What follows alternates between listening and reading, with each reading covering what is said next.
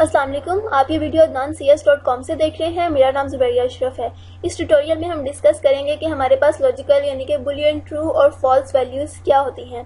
तो इसके लिए मैंने यहाँ पर पाइथन शेल खोला हुआ है जो कि एक पाइथन इंटरप्रेटर है। हमने स्टार्ट में भी इसके बारे में डिस्कस किया था थोड़ा कि हम इसके अंदर प्रोग्रामिंग कैसे कर सकते हैं। हमारे पास जो पाइथन शेल होता है ये भी बिल्कुल हमारे पास एक इक्लिप्स पाइथन इंटरप्रेटर की तरह ही काम करता है जिसमें हम पाइथन की प्रोग्रामिंग कर सकते हैं। तो इसमें हम लॉजिकल वैल्यूज़ यानी कि ट्रू और फॉल्स को यानी कि बुलियन वैल्यूज़ को स्पेसिफाई करना देखेंगे। लेट्स सपोज मेरे पास दो वेरिएबल्स हैं ए बी और उनकी वैल्यूज़ हैं 0 1। ठीक है। इन वैल्यूज़ को अगर हम करवाना चाहें कि अगर मैंने कहना है कि ए इक्वल टू बी, मतलब कि मेरे पास जो इक्वल टू है ये असल में यहाँ पर मेरे पास स्पेसिफाई कर रहा है इन दोनों वेरिएबल्स की वैल्यू को कि ये इक्वालिटी का ऑपरेटर है कि मेरे पास ये दोनों चीज़ें इक्वल हैं कि नहीं हैं। अब जब देखेंगे कि आउटपुट में मेरे पास या तो ट्रू आ जाएगा या फॉल्स आ जाएगा। यहाँ पर मेरे पास फॉल्स आया है क्योंकि ए इक्वल टू बी नहीं है, मतलब कि दोनों की वैल्यूज़ एक दूसरे के बिल्कुल इक्वल नहीं है क्योंकि डबल इक्वल टू हमारे पास इक्वालिटी का ऑपरेटर होता है। अगर दोनों चीज़ें इक्वल होती तो हमारे पास यहाँ पर ट्रू आ जाता। अगर मैं यहाँ पर इसकी वैल्यू 1 कर दूँ और अब मैं कहूँ कि ए इक्वल टू बी, तो अब मेरे पास यहाँ पर जो है वो अच्छा ठीक है। अब हमारे पास चूँकि ये जो चीज़ें होती हैं ये म्यूटेबल ऑब्जेक्ट्स होते हैं, मैं यहाँ पर इसको दोबारा अगर डिफाइन कर लूँ A B is equal to 0 0 और अब मैं यहाँ पर इसको ए इक्वल टू बी करके देखूँ तो अब देखेंगे कि अब मेरे पास जो रिजल्ट है वो ट्रू आ गया है। इसका मतलब ये है कि हमारे पास जो ट्रू और फॉल्स ऑब्जेक्ट्स हैं वो ऑटोमेटिकली क्रिएट हो जाते हैं, यानी कि ये किसी क्लास के ऑब्जेक्ट्स हैं। अब हम ज़रा इसको डिफाइन कर लेते हैं। अगर मैं इसको पहले वाली वैल्यूज़ के ऊपर ही हम वापस चले जाएँ A B is equal to 0 1।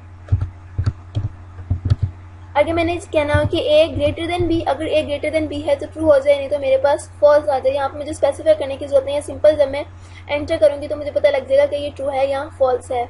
यहाँ पर जो है वो मेरे पास रिजल्ट में फॉल्स आ जाना चाहिए क्योंकि ए जो है वो ग्रेटर नहीं है बी के। और अगर मैं करती हूँ कि ए लेस देन बी तो अब हमारे पास यहाँ पर रिजल्ट में ट्रू आ जाएगा। इस तरह से हम इसकी अगर मैं इसकी आईडी चेक करूँ, जैसे कि आईडी ऑफ हम ए की आईडी चेक करते हैं तो अब देखें कि हमारे पास आईडी ऑफ ए आ गया है। ठीक है। अगर हम इस तरह से आईडी ऑफ ट्रू चेक करें,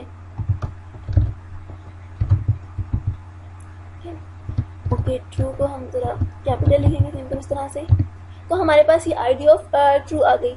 इस तरह से हम इसकी आईडी भी चेक कर सकते हैं। हम वैल्यूज़ को भी असाइन कर सकते हैं कि ए इज इक्वल टू ट्रू है हमारे पास, बी हमारे पास जो है वो फॉल्स, हम उसको स्पेसिफाई कर सकते हैं। अब अगर मैं आईडी ट्रू देखूँ या आईडी ऑफ ए देखूँ तो हमारे पास सेम आईडी आएगी। जैसे कि मैं चाहती हूँ कि मेरे पास आईडी ऑफ ए क्या है तो मेरे पास सेम यही आईडी आई। अब मैं अगर देखना चाहूँ कि ट्रू की आईडी क्या है, यहाँ पर अब देखें कि मेरे पास जो आईडी ऑफ ट्रू थी और अब जो मेरे पास आईडी ऑफ ए आई है दोनों की वैल्यू सेम है क्योंकि मैंने ए को जो है वो ट्रू असाइन कर दिया है। इसका मतलब यह है कि स्पेसिफिक आईडी पे ये दोनों वैल्यू सेम है। हम यहाँ पर दोबारा चेक कर लेते हैं आईडी ऑफ ट्रू, तो आप देखेंगे कि दोनों की वैल्यूज़ जो हैं वो सेम होंगी। तो आप देखेंगे इन दोनों की वैल्यूज़ जो हैं बिल्कुल सेम आई हैं। इसी तरह से आईडी ऑफ बी और आईडी ऑफ फॉल्स की वैल्यू भी अब सेम हो जाएगी। अगर हम देखना चाहें इसकी टाइप तो हम कि हमारे पास जो ट्रू और फॉल्स है वो पाइथन में कौन सी क्लास से बिलोंग कर रहे हैं, तो हम सिंपल लिखेंगे टाइप ऑफ ट्रू लिख सकते हैं हम कि हमें ट्रू की टाइप है। तो अब देखेंगे क्लास बूल, मतलब ट्रू और फॉल्स दोनों ही बूल क्लास से बिलोंग कर रहे हैं। बूल क्लास के ऑब्जेक्ट्स हैं ट्रू और फॉल्स। अगर मैं यहाँ पर टाइप ऑफ फॉल्स भी लिखती हूँ तो मेरे पास तब भी जो है वो बूल ही रिजल्ट में आएगा क्योंकि ये दोनों जो है वो बूल क्लास के ऑब्जेक्ट हैं। तो इस तरह से पाइथन में आप बूल वेरिएबल्स बूल वैल्यूज़ को स्पेसिफाई कर सकते हैं, उनका इस्तेमाल कर सकते हैं।